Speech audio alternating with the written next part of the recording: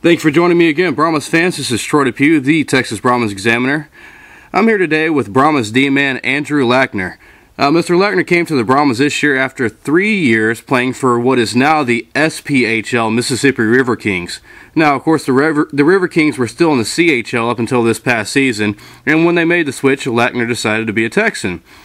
Now that you've been here a few months, what are your thoughts on Texas now, and how different were your perceptions?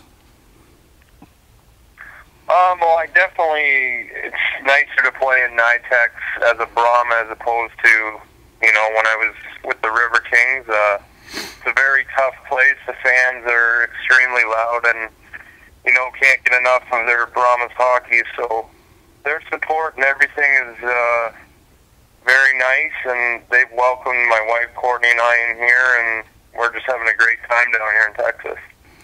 Now, at home this season, the Brahmas have been much better. Before the new year, y'all were 8-2-4 at home, and were 6-7-0 on the road. How much of that actually corresponds to the Texas home crowd, and how hard it is for opposing teams to play against y'all at NYTEX?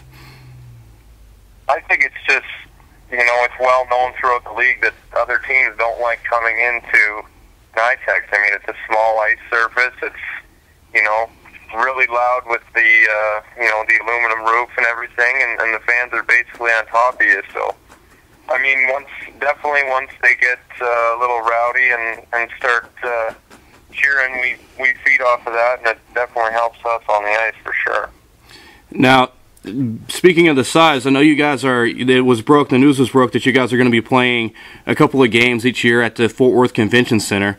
And the seating inside the convention center is a lot bigger than NYTEX. Do you think that would be a positive thing, so you could sell more seats, or would it be more of a negative thing? Because if you sell 2,400 seats at NYTEX, you got a sellout crowd. If you do that at the convention center, you sell 2,400 seats, it's going to look pretty empty.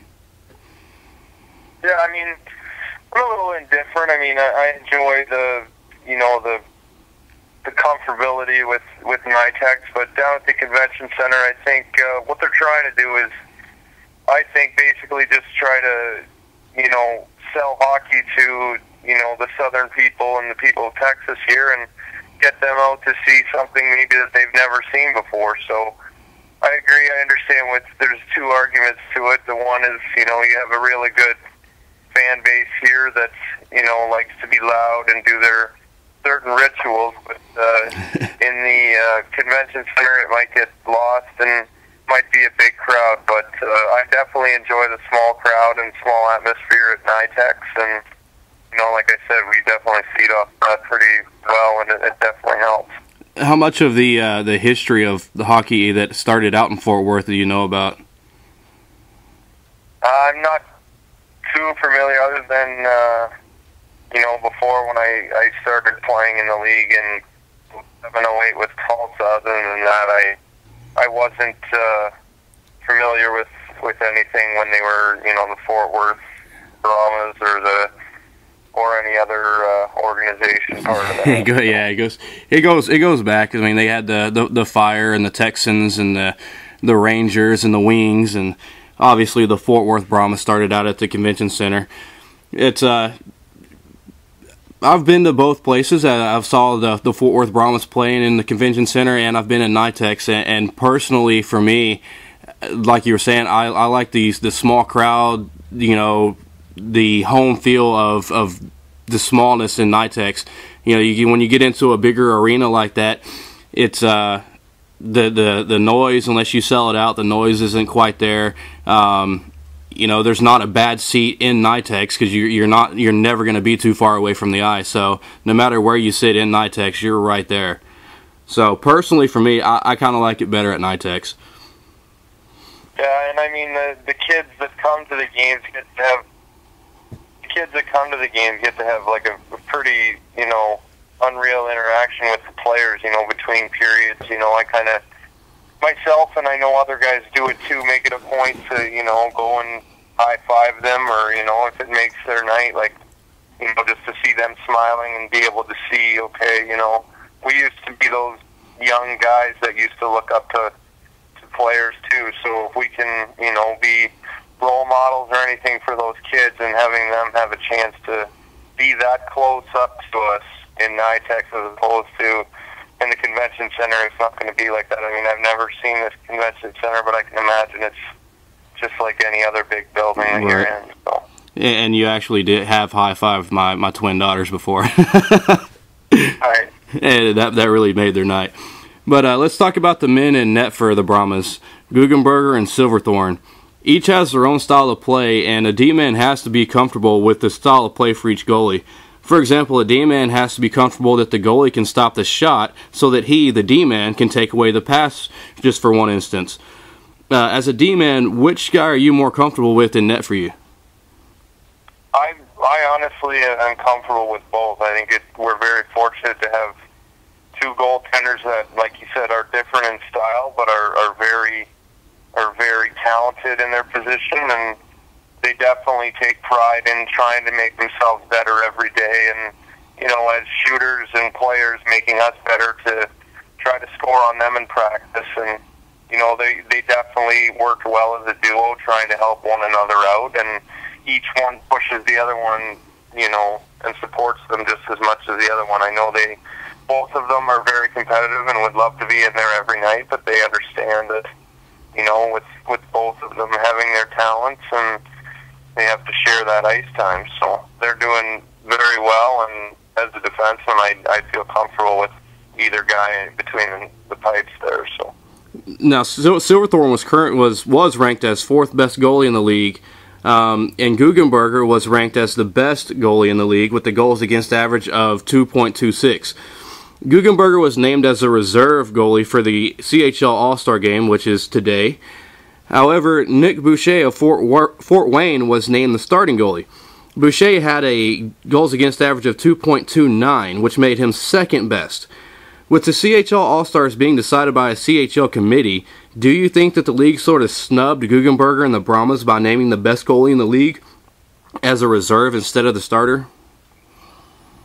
I don't know. I'm not sure about that. I mean, I know Boucher's an older guy, and I think, I don't know what, for whatever reason, I don't watch stats as much as, maybe I should, but I know Googs was happy to be named to it, and I mean, it probably would have been nice for him to be named the starter based on his stats and proving what he has throughout the first half of the year, but I think he's, just happy to be there too, and he's definitely going to represent our organization as the Texas Brahmas very well tonight. So. Who else from the Brahmas do you think deserves to be on that All-Star team? I mean, we have a lot of guys that are very good. I mean, Chad's a proven goal scorer, and Phil Fox was just named the Player of the Month, and that would be my number one vote. Guys like Ross that do maybe not on the score sheet, but Ross is a big part of our team. He's very solid defensively, and he's matched up against other teams' top lines every night and does a very good job in that. So where others might throughout the league not see some of our guys as all-stars, it's definitely, we have a lot of talented players that could probably deserve to be there, but, we kind of have a solid attack through, not just one or two guys, but, has a lot of, firepower from everywhere, so. And you brought up, Ross. He's maybe not on the stat sheet as much, but as a defenseman in today's hockey world, what stat do you think is most important to go by, and what stat would you like to have added so that a defenseman who may not score as many goals has something that they can point back to as an accomplishment? I think, I know Ross and myself, we have some. The other, all six of us as defensemen, we take a lot of pride in, blocking shots, and there's a lot of pucks that hit us, and there's a lot of, bruises and, little things here and there that maybe the fans don't see, but, I know the goalies appreciate it, and the entire team appreciates it. So if I had to add something, I'd probably say, blocked shots throughout a game, because there's a lot of times where, a shot that is taken that's blocked by one of our players, doesn't matter, forwards or defensemen, could potentially have the chance of going in, and that absolutely could, definitely save the momentum of a game or the game in general. So that's what I'd say that I'd like to add. Yeah, that's absolutely. Whenever I was playing, I was a defenseman, in rec leagues, but even in practices, I would go out there and block shots. People thought I was crazy because I was in practice, but my answer was, if I don't do it in practice, I'm going to hesitate to do it in a game. Right. Yeah. So, there have been some conflicting reports on Kyle Haworth leaving the team. Do you have any information you'd like to share with what happened with him? He just, received a job offer that he couldn't refuse, so he just decided to take that. I know he liked all the guys here, and there was no hard feelings when he left, as far as I know, but I don't think there was any, bad taste in his mouth when he left. So I think it was just the fact that he had, got offered a job pretty quick that he had to make a decision on, and based on, just what was right for him, and he just decided to do that. Well, I thank you very much for taking the time with me today, Mr. Lackner, and I really appreciate everything you do on and off the ice, and thank you, Brahmas fans, for following me on my Examiner website. It was good talking to you, Mr. Lackner. Thank you so much, Troy. Have a good day. You too.